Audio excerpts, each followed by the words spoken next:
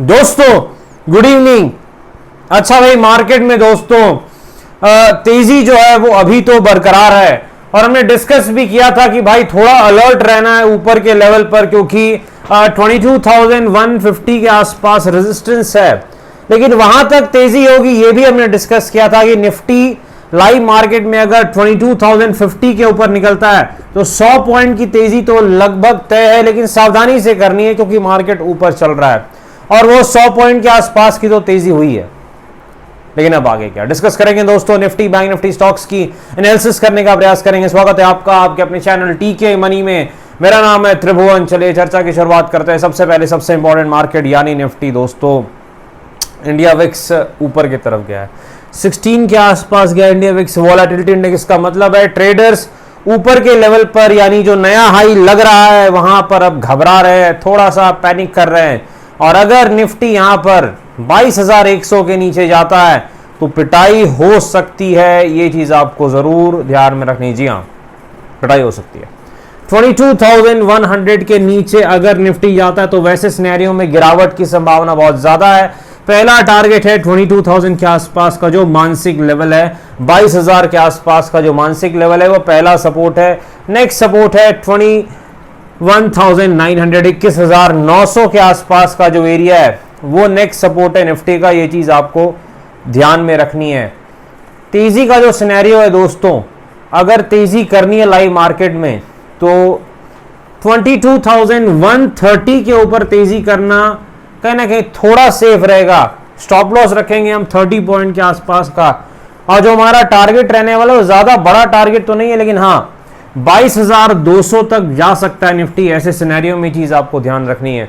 कल के हाई को आज के हाई को टच कर सकता है निफ्टी अगर 22,130 के ऊपर निकलता है तो वैसे सिनेरियो में, लेकिन रिस्क टू रिवॉर्ड उतना भी अच्छा नहीं है पर हाँ बहुत खराब भी नहीं है, चलेगा।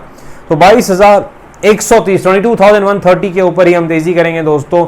और मंदी का जो प्लान है वो 22,100 के नीचे है। दोनों तरफ खेलने के लिए तैयार रहना है, सिर्फ तेजी अब नहीं करनी है क्योंकि मार्केट लगातार तेजी दिखा रहा है और अब कहीं ना कहीं दुविधा है मार्केट में। तो अगर निफ्टी 22,100 के नीचे गया तो फिर ये दुविधा खत्म है और गिरावट शुरू है।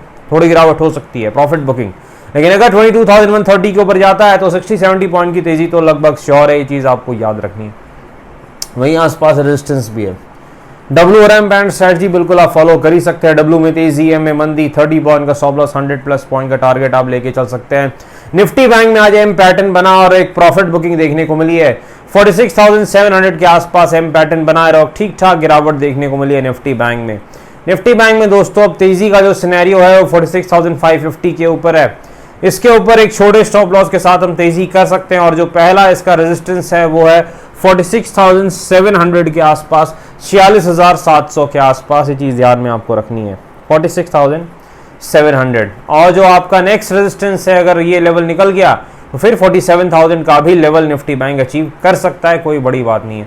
मंदी का सिनेरियो बड़ा सिंपल है, 46,500 के नीचे अगर निफ्टी बैंक गया तो मेरे ख्याल से बैंक निफ्टी में फिर दिक्कत हो सकती है और एक ठीक ठाक प्रॉफिट बुकिंग बैंक निफ्टी में हो सकती है, जो इसको 46,100 के आसपास सपोर्ट है वहां तक भी वर्स्ट के सिनेरियो में ले जा सकती है।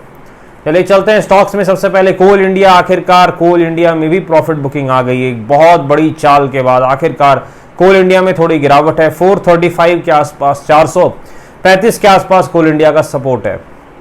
HDFC AMC भी थोड़ा गिरा है भाई।